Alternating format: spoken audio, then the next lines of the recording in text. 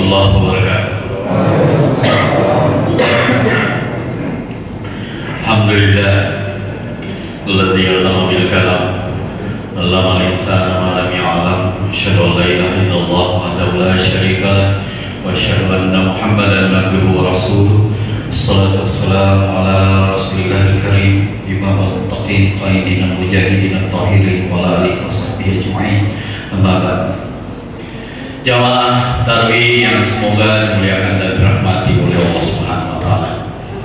Alhamdulillah kita bersyukur pada Allah Subhanahu wa taala malam hari ini adalah malam ke-27. Kita juga tetap dan senantiasa bersalawat kepada Nabiullah Muhammad sallallahu alaihi wasallam. Allahumma shalli ala Muhammad wa ala ali Muhammad. Alhamdulillah malam hari ini saya tertarik untuk membahas sebuah tema berhubung kemarin beberapa hari saya sakit, dan ketika sakit itu salah seorang saudara saya mengirim WA, dia bilang ya itu adalah sebagai penggugur dosa. Jadi sakit ini sebagai penggugur dosa. Awalnya kalimat itu bagi saya tidak ada masalah, tapi lama-lama juga jadi masalah karena secara emosional rasanya dosa apa yang pernah saya lakukan.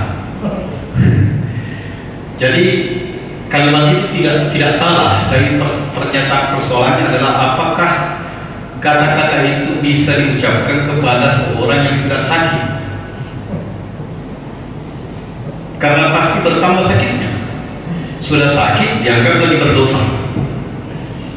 Terlebih lagi kalau misalnya dia adalah seorang, ya katakanlah guru kita atau ustaz kita, terus tidak enak rasanya bilang ustaz, ya itu adalah menggugurkan dosa. Nah, ini menjadi menarik untuk kami. Saya hanya membawa buka lagi kitab tafsir, buka lagi harus mengkaji apa sih bagusnya kalau kita sakit ini, ya, kalimat yang tepat untuk kita sakit. Karena sering kita melakukan kriminalisasi terhadap orang sakit tanpa kita tidak rasa. Itu contoh lagi, saya juga merasa tidak nyaman kalau misalnya tiba-tiba ada guru kita atau ustaz atau syekh kita yang meninggal, terus kita bilang semoga beliau diampunkan dosa-dosanya. Seakan-akan semasa hidupnya beliau adalah seorang pendosa. Padahal kan belum tentu. Walaupun doanya kita aktif bahwa itu adalah la maghfir lahu, ya. Tapi itu untuk urusan kita dengan Allah, bukan untuk dipublis. Nah, sehingga malam hari ini saya tertarik untuk membahas tema tentang doa, ya. Tentang doa dan Lailatul Qadar. Karena Lailatul Qadar ini adalah malam di mana kita harus memperbanyak doa. Sementara di sisi lain kita juga kalau berbicara tentang doa, ada doa yang kita permasalahkan, ada juga doa yang kita tidak permasalahkan. Saya kasih contoh, doa yang dibaca oleh imam sholat, ya, itu berulang-ulang dia baca dan kita tidak pernah mempersoalkan apakah itu sudah dikabulkan atau tidak, ya. Karena itu memang doa yang sebenarnya tidak bermasalah. Artinya dibaca atau tidak dibaca, kita tahu bahwa memang ya Allah pasti seperti itu ada. Nah, saya juga ingin membahas bahwa ternyata dalam sholat kita juga, di dalam sholat kita itu permintaan doa itu tidak banyak, hanya ada di antara duduk di antara dua sujud. Selebihnya itu kan pujian, ya. Jadi kalau kita mau membahas doa ini seperti itu gambarannya. Saya mengambil dulu dasar yang saya gunakan, kita gunakan dulu karena ini terkait dengan Ramadan dan ayat ini satu rangkaian dengan ayat-ayat puasa. Auzubillahi minasyaitonir, kita biasa dengar semua. Wa idza sa'alaka ibadi anni fa inni qarib. Ya, kita perhatikan baik-baik. Ketika hamba bertanya tentangku, sampaikan sama dia, aku itu dekat, qarib. Ya, satu kalimat yang kita temukan yaitu qarib. Persoalan dekat. Kalau berbicara tentang dekat, Allah itu sudah mengucapkan. Kalau mereka bertanya tentang aku itu dekat. Ini kan banyak orang dekat di antara kita. Saya saya dekat misalnya kita dekat dengan orang tua, dekat dengan mama, dekat dengan saudara, dekat dengan sahabat kita. Itu dekat juga namanya. Allah juga menggunakan kata karib. Makanya sahabat karib, sahabat dekat. Tetapi kalimat berikutnya itu adalah ujibu da'watad da' iza da'a. Dia memenuhi semua panggilan setiap orang yang memanggil. Saya menggunakan kata panggilan karena doa dalam bahasa Arab itu bukan permintaan. Ya. Jadi doa itu bukan permintaan. Kalau permintaan bahasa Arab itu tahu apa? Allah menggunakan kata doa di sini. Allah ujib. Dia pakai kata ujib, ijabah. Allah mengijabah setiap pemanggilan doa, pemanggilan. Nah, saya mengatakan begini.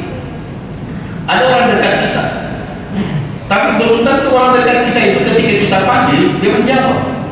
Kita WA, kita SMS, kita telepon, belum tentu dia jawab. Padahal dia orang dekat. Tapi Allah menjamin, saya dekat. Sekaligus ketika engkau memanggil, saya datang, saya hadir. Oleh karena itu Allah itu tidak pernah jauh dari hamba-Nya, sekalipun dia berdosa. Sekalipun dia berdosa, Allah dekat. Hanya persoalannya apakah dia memanggil atau tidak. Dan ketika dia panggil, Allah hadir. Itu hebatnya. Saya mau menyampaikan ini dulu supaya kita ada gambaran bahwa doa ujibu da'watad da', menerima panggilan. Sehingga kita bisa lihat sejarah para nabi-nabi kalau dia berdoa, itu nabi berdoa ya, karena tadi awalnya kita cerita tentang sakit. Nabi Ayub ketika sakit, karena nabinya seorang sakit kan Ayub. Jadi kalau cerita tentang sakit jangan lupa Ayub, karena itu nabinya orang sakit. Makanya saya cari tafsirnya Ayub ini, Ayub kenapa dikasih sakit ini? Apa dia punya dosa atau tidak? Ternyata saya tidak menemukan dalil kalau Ayub itu punya dosa. Makanya saya tidak nyaman rasanya kalau penggugur dosa. Saya lebih suka kalau sakit itu disebut sebagai ujian keimanan. Itu lebih bagus. Asibanna so'ayum taraku yaqulu amanna wa hum la yuftanun. Saya lebih suka ya. Artinya kita sebagai orang biasa ketika dikasih sakit itu sudah luar biasa sebagai ujian keimanan. Nah, dengan sakit itu apakah kita bertahan dengan keimanan kita atau tidak? Itu jauh lebih bagus, karena itu ujian ringan. Kita menganggap seperti itu. Ya, saya lanjut. Coba kita perhatikan baik-baik. Nabi Ayub ketika sakit, dia memanggil Allah, dia berdoa. Itu tidak ada satupun bunyinya ayat bahwa dia minta kesembuhan. Nah, Nabi Ayub tidak minta kesembuhan. Dia cuma bilang begini, ini masanya dur. Ya Allah, saya ini sedikit sakit, sedikit. Itu juga tidak bilang banyak, sedikit. Karena dur, kata dur di sini itu perasaan tidak nyaman, tapi sedikit. Dia cuma ucapkan begitu. Setelah itu beliau menutupnya dengan kalimat wa anta arhamur rahim. Tapi engkau itu ya Allah Maha Rahman dan Maha Rahim. Maha Rahman dan Maha Rahim. Akhirnya kemudian kita mencari-cari, kenapa hanya dengan mengucapkan kata Rahman dan Rahim, terus tiba-tiba Allah menjawab di bawahnya itu dengan kalimat fastajab lahu. Ya. Jadi kita lihat baik-baik, kalau tadi di sini uji da'wat, uji ijabah, sementara kalau Nabi Ayub menggunakan kata fastajab, ya, istijabah. Jadi beda antara ijabah dengan istijabah. Nah, apa bedanya? Nanti kita lihat di Ayub ini. Kita bahas dulu doanya Nabi Ayub. Sampai jam berapa?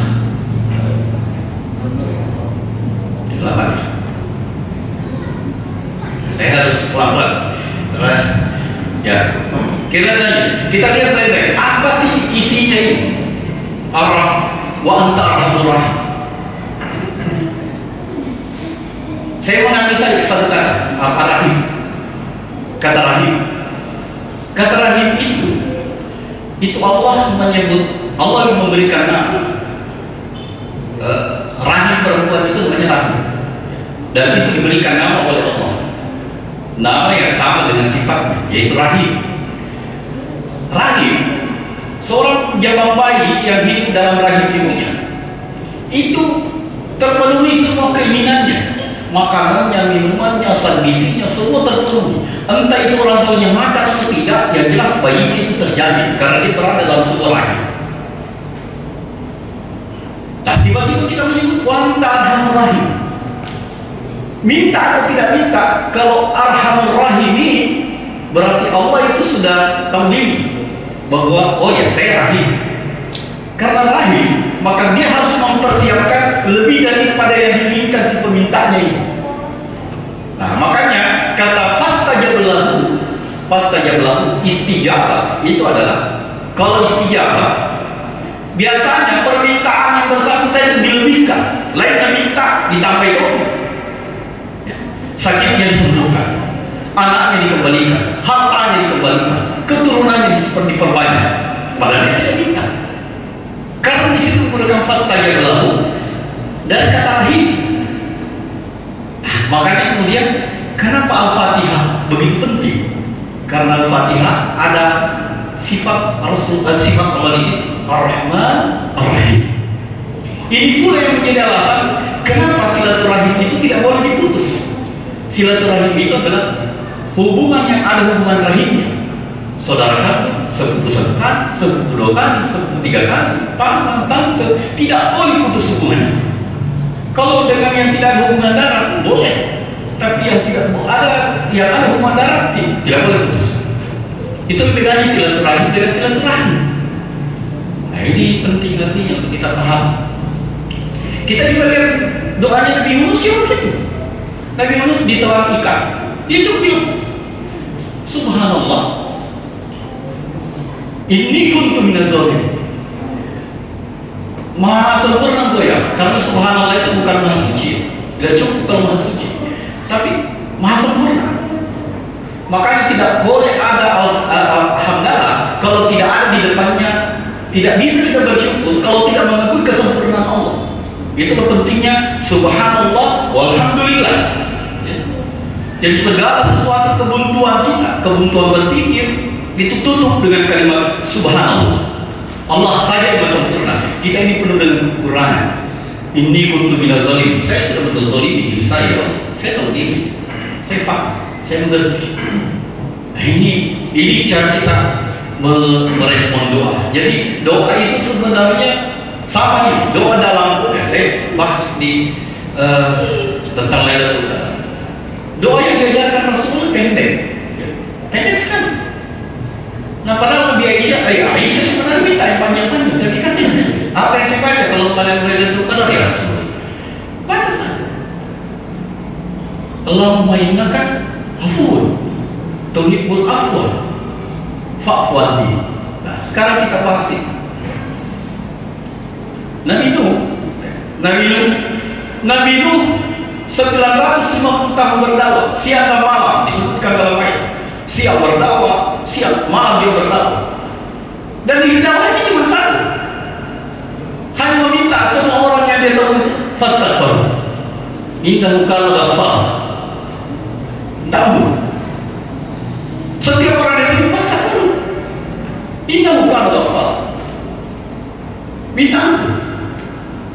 Ada apa ini? Kenapa? Apakah memang minta ampun itu menyelesaikan masalah? Ternyata di ayat berikutnya itu yursilis samawat. Jadi ketika kamu minta ampun, yursilis samawat, langit itu terbuka, pintu langit terbuka, semua yang ada di ikan itu akan datang. Inilah makna Rabbana Allahumma innaka afuwwun. Afuwwun itu adalah Anda beristighfar, minta ampun kepada Allah, dan semua permintaan kita itu akan dipenuhi. Anak kita, harta, rezeki, semua sudah disebutkan di sini. Hanya satu saja, fastaghfir. Minta fastaghfir. Itu pula yang menjadi dasar. Kenapa kemudian kalau kita tidak punya waktu untuk minta banyak kepada Allah Subhanahu wa Ta'ala, sudah selesai sholat, tidak banyak cuma sedikit-sedikit, istighfar saja. Astagfirullah, astagfirullah, astagfirullah. Karena astagfirullah itu membuka semua pintu. Jadi yang kita bayangkan ketika karena saya merasa kalau misalnya kita baca Allahumma innaka afuwwun, terus kita bingung apa yang mau diampunkan? Rasanya dosaku sudah semua kutuakan. Kita ini sudah sering datang ke masjid, fase menyesali dosa-dosa itu sudah selesai. Yang tersisa adalah kita ini punya banyak kebutuhan. Nah, afuwwun itu makna dari semua keinginan baik yang ada dalam hati dan pikiran kita, itulah yang disebut dengan afuwwun. Ini yang berarti supaya kita tidak menghampakan diri. Hampa rasanya kalau berulang-ulang kita bilang Allahumma innaka afuwwun karim tuhibbul afwa fa'fu anna ya karim. Itu terus kita ulang-ulang sementara kita tidak memaknai sebenarnya apa maunya kita itu. Sekarang saya mau bilang ini, kenapa perlu kita mau kita? Karena Lailatul Qadar bukan cuma Lailatul Qadar yang turun. Ya. Dalam surah Al-Qadar itu ada dua di situ. Pertama, Lailatul Qadar khairun min alfi syahr. Yang kedua itu kullu amri. Ada sebuah urusan yang dibawa oleh malaikat turun dari langit. Urusan apa? Kalau kita tafsir akan ketemu itu. Urusan yang dimaksud adalah urusan kita 1 tahun ke depan ini dia terulang.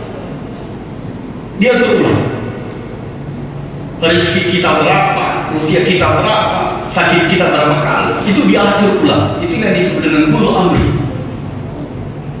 Jadi malaikat turun bukan hanya bagi-bagi Lailatul Qadar, bukan.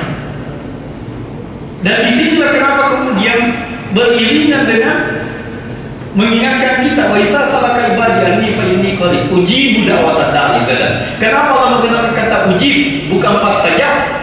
Karena ujib itu adalah apa yang Anda minta itu juga yang diberikan oleh Allah Subhanahu wa taala. Itu bedanya.